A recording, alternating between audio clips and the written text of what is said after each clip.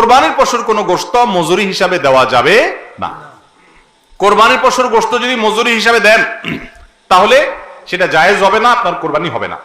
কোরবানির পশুর গোশত এটা যে কসাইরা বানায়, সেই কসাইদেরকে কোরবানির পশুর গোশত থেকে কিছু দেওয়া যাবে না।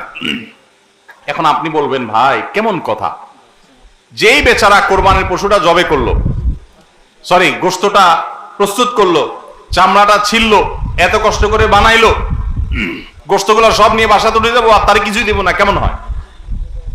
দেখতে মনে হচ্ছে এটা অমানবিক না? আসলে কাহিনী ভিন্ন। কাহিনী কি? কাহিনী হলো,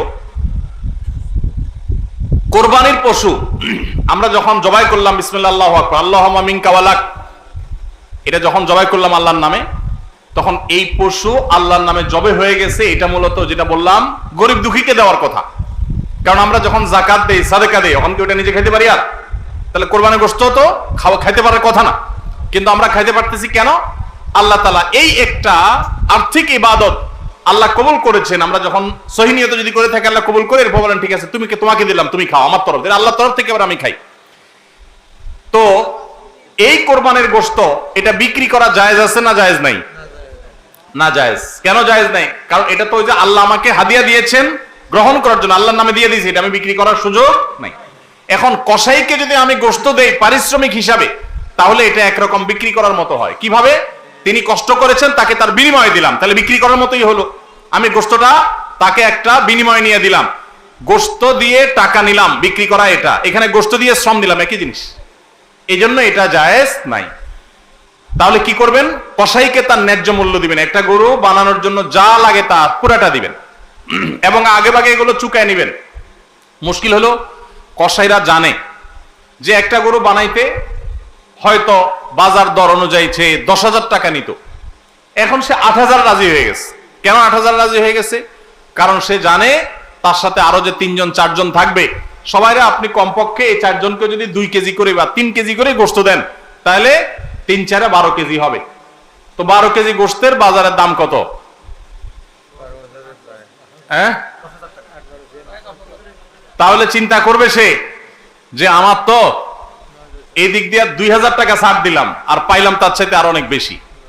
এই জন্য কসাই কম টাকা রাজি হয়ে যাবে।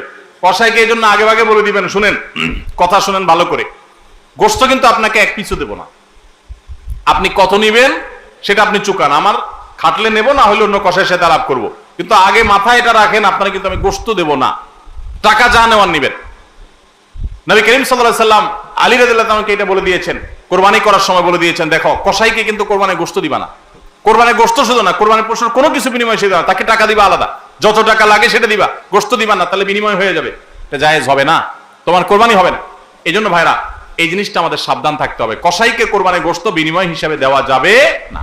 হ্যাঁ, কসাই যদি গরিব হয় তাহলে সেক্ষেত্রে অন্য গরিবকে আপনি আধা কেজি করে দিচ্ছেন, কসাইরও আধা কেজি দিতে পারেন, অন্য গরিবকে 1 কেজি করে দিচ্ছেন, কসাইরও 1 কেজি দিতে পারেন, কিন্তু কসাই হিসাবে না। সেটা হলো তিনি যদি কসাইগিরি নাও করতেন তারপরও আপনি তাকে দিতেন যদ্দুর অদ্দুর দিবেন। এর বেশি যদি আপনি দেন এবং সেটা যদি বিনিময় হিসাবে দেন তাহলে কি হবে না? জায়েজ হবে না। এই একটা মাসআলা না জানার কারণে আমাদের অনেকের কোরবানি এটা নিয়ে টানাটানি দেখা দেয়। নাম্বার 3 এবং শেষ পয়েন্ট হলো, কোরবানির পশুর গোশত এটা আপনি আহরণ করতে গিয়ে মাথায় রাখবেন যে কোরবানির পশুর রক্ত, বুড়ির ময়লা, এগুলো যেন আশপাশের পরিবেশটা নষ্ট না করে।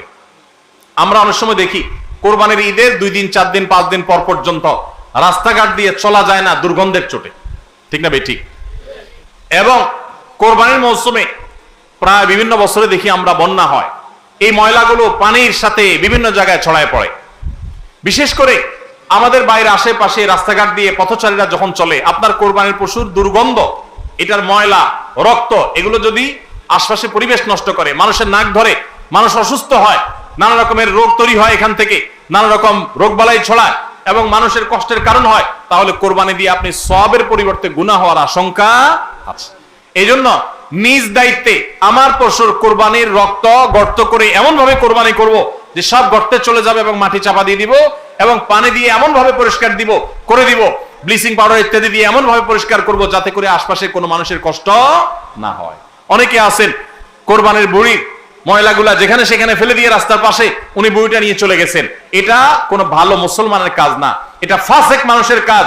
নবী করিম সাল্লাল্লাহু আলাইহি সাল্লাম ঈমানের শাখা বলতে গিয়ে বলেছেন ইমাতাতুল আযা আনিত তারিক, ঈমানের একটা শাখা হলো রাস্তায় এমন কিছু যদি কেউ কষ্ট ফেলে রাখে যেটাতে আরেকজনের কষ্ট হয়, সেটা আপনি আরেকজন ফেললে আপনি সরাই দিবেন, এটা হলো ঈমানের দাবি। আর আপনি নিজে যদি ফালান সেই জিনিসটা, যে জিনিসটা মানুষের কষ্ট হয়, তাহলে এটা তো কুফরির অঙ্গ হবে।